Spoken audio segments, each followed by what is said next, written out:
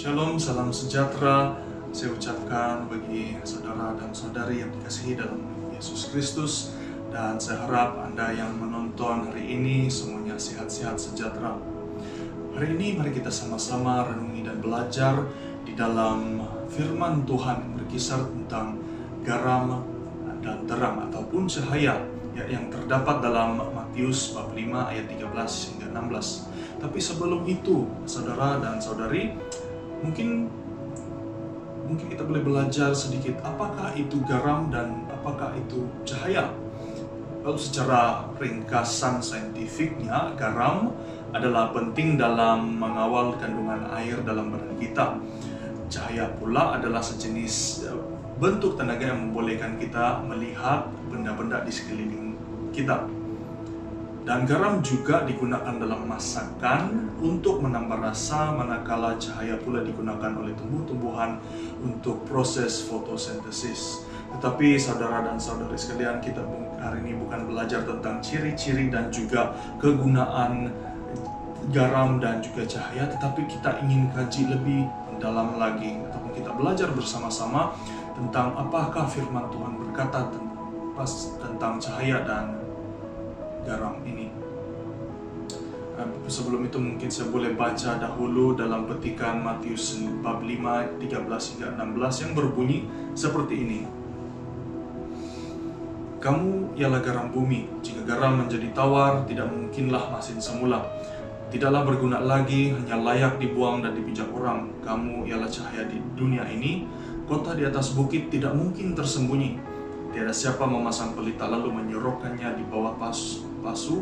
Tentu dia meletakkannya di atas kaki pelita untuk menerangi seisi rumah. Biarlah cahayamu juga bersinar di hadapan orang ramai, supaya mereka melihat perbuatanmu yang baik, lalu memuji Bapamu yang di surga. Amin. So, saudara dan saudari sekalian, sebelum kita teruskan dengan cahaya, mungkin kita boleh melihat lagi satu ayat dalam Lukas bab 14, 34 hingga 35 yang berkata seperti ini. Garam itu baik, tapi jika menjadi tawar, bagaimanakah garam itu dapat dimasinkan semula? Garam itu tidak berguna untuk menyuburkan tanah atau dijadikan baja, kecuali dibuang sahaja. Sesiapa yang bertelinga, dengarkanlah. Nah, di sini ia berkisar tentang garam. Garam ini apabila dikatakan tidak baik jikanya menjadi tawar, tapi akan dibuang sahaja macam itu. Kenapa? Sebab garam berkisar tentang perbuatan kita. Macam mana mungkin kita bertindak dengan baik atau bertindak yang seperti mana Tuhan Yesus mau kita bertindak, yaitu dengan lemah lembut, dengan adil, dan juga dengan baik dengan sesama. Juga kita menjadi pengaruh di mana saja kita pergi. Tindakan kita itu mempengaruhi, mungkin di tempat kerja kamu, mungkin di sekolah, mungkin di tempat mana saja kita pergi. Dan di ayat 35 di sini dia berkata garam itu tidak berguna untuk menyuburkan tanah atau dijadikan baja, kecuali dibuang sahaja. Sekira dia menjadi tawar. Kenapa? Kita sebagai anak-anak Tuhan, kita menjadi berkat. Di sini menyatakan menyuburkan tanah atau dijadikan baja. Dia berkatakan untuk kita menjadi berkat bagi orang ramai, tidak kira di mana sahaja. Dan itu adalah garam, itu adalah kita sebagai anak-anak Tuhan. Dan seterusnya, bukan sahaja dalam tindakan, garam bukan sahaja dalam apa kita buat, tetapi dalam pertuturan kita juga.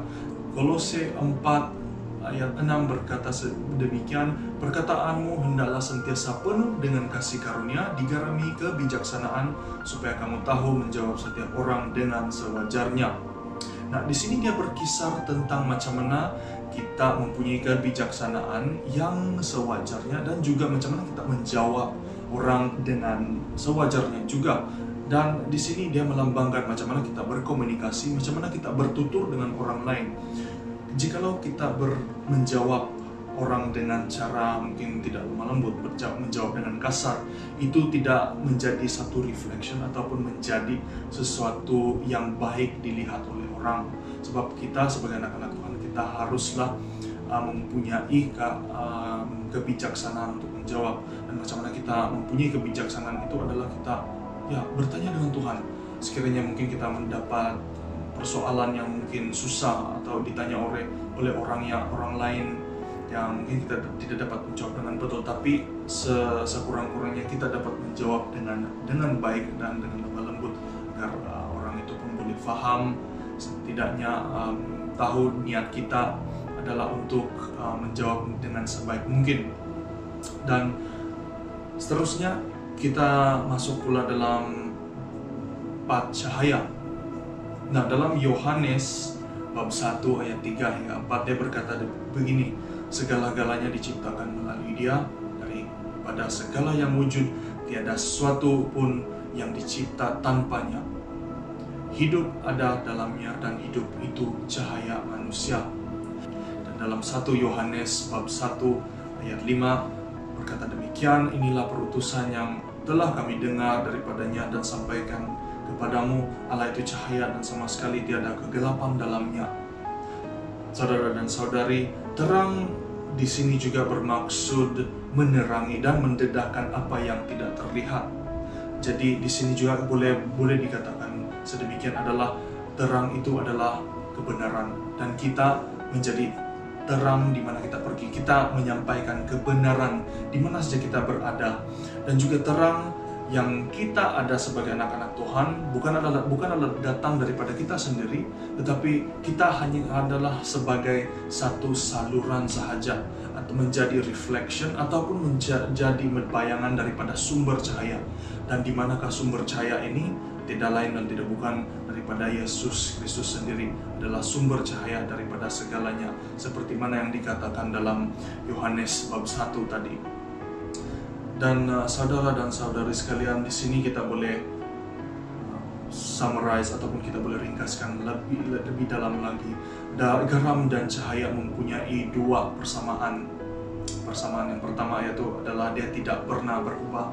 Garam berapa lama jika disimpan dan jika dikekalkan, dia akan terus menjadi masin untuk selama-lamanya.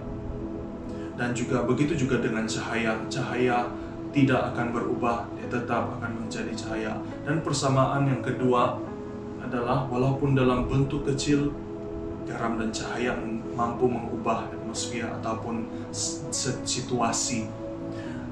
Dan kenapa saya berkata demikian? Kita boleh bayangkan saja, walaupun sekecil mana garam itu, jikalau kita ada rasa sendiri, kita tahu itu adalah garam karena dia berasa masin. Begitu juga dengan cahaya.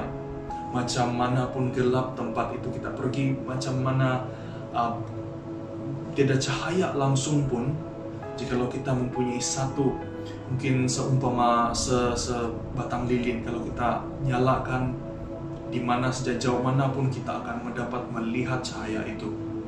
Dan satu sahaja boleh ubah ataupun variable yang boleh mengubah ataupun mengubah keadaan garam dan cahaya ini, yaitu kita sendiri sebagai salur berkatnya Tuhan. Kenapa saya berkata demikian? Karena contohnya, jikalau kita menjadi tawar seperti mana kita belajar dalam firman tadi, yaitu mungkin kita tidak ada connection atau perhubungan yang menerus dengan Tuhan. Apa yang kita buat mungkin ditawarkan oleh sekeliling kita. Kita tidak mempunyai kemasinan itu. Kita tidak menjadi garam untuk mengubah sekeliling kita, menjadi masin di sekeliling kita, menjadi berkat, menyuburkan tanah di mana kita pergi. Dan juga jikalau kita tidak ada perhubungan yang baik dengan Tuhan, hidup kita mungkin dikaburi ataupun digelapi dengan pelbagai pengaruh di luar di sana. Kita menjadi gelap, mungkin kita sebagai cermin menjadi kotor, dan kita tidak dapat reflect ataupun memantulkan cahaya yang Yesus sendiri inginkan kita pantulkan kepada orang lain, untuk menjadi reflection Dia di mana kita pergi. Dan saya sendiri ada suatu masa dahulu mempunyai satu dilema ataupun satu persoalan yang saya hadapi, di mana saya bekerja untuk bekerja membantu dalam kebajikan orang. Dan ada satu masa ketika saya masih belajar dalam kursus saya bertanya dengan Tuhan, kalau macam mana saya ingin menjadi berkat dengan orang lain, macam mana saya membantu orang lain dengan kepercayaan saya dalammu. Saya percaya Tuhan Yesus Kristus, tapi kadang-kadang saya bekerja dengan orang yang sangat susah. Mungkin macam manakah saya mau balance? Saya bertanya dengan Tuhan, Tuhan, macam manakah saya mau balance kedua-dua ini? Dan saya kiranya berstruggle juga, mempunyai banyak persoalan pada waktu ketika itu. Dan sehinggalah satu masa saya mendengar khotbah daripada seseorang hamba Tuhan, di mana dia berkata, cahaya dan juga garam tidak boleh dipisahkan, ya mesti dibuat bersama-sama. Di sini dikatakan garam adalah perbuatan kita, kerja kita untuk menjadi berkat di tempat mana kita pergi dengan orang ramai, orang lain, dan juga cahaya adalah firman Tuhan sendiri. Kita menjadi kebenaran, kita menyinari kebenaran itu dengan orang lain. Dan dari situ saya melihat sendiri, saya sendiri mendapat jawabannya. Wah, oke. Jadi selama ini bukan ada untuk mengimbang, di mana satu yang saya perlu buat lebih, di mana satu saya perlu buat kurang, tapi adalah untuk dijadikan satu, menjadi berkat dan juga menjadi kebenaran di mana saja saya pergi. Saudara dan saudari sekalian, saya harap apa yang mendengar hari ini menjadi berkat kepada kamu, keluarga kamu, dan siapa saja dengan kamu sekarang. Dan saya harap dalam masa-masa yang akan datang, kamu akan menjadi juga berkat, menjadi terang dan garam di mana saja kamu pergi. Dan paling penting sekali, teruskan perhubungan Anda dengan Tuhan, bertanya dan terus membaca firman kebenarannya. Terima kasih dan Tuhan memberkati.